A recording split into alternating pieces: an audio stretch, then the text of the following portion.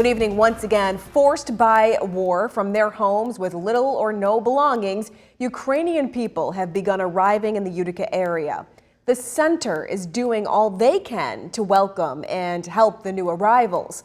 Their status, which is not refugee, presents some challenges. News Channel 2's Jolene Ferris explains. About 50 people from war-torn Ukraine have arrived in the Utica area.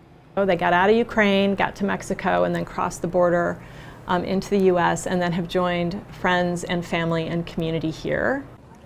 Callahan says they're not designated as refugees, but rather humanitarian parolees.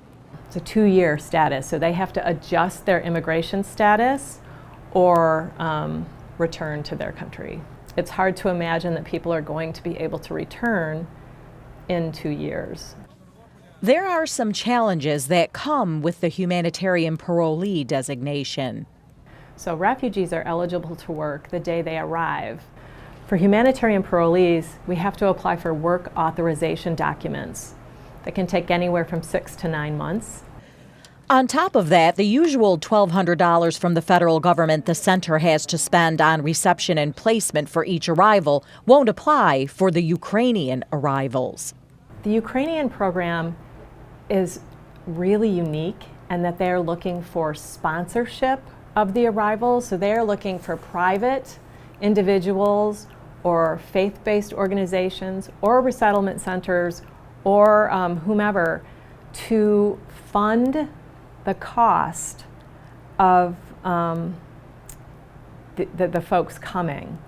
The Community Foundation set up a fund to help the center help the Ukrainian humanitarian parolees, which we have already tapped into and are using to meet some of these shortfalls and to help these folks that have already come here. So we are receiving donations. I think we're going to go through them pretty rapidly when the folks really start to come. The good news is most of the Ukrainian people have family and friends already here, and the center is also here to help in any way they can. They're not sure how many more will arrive before the end of their year in late September. They were slated for 300 total arrivals from all countries by then and are now past 200. Jolene Ferris, News Channel 2.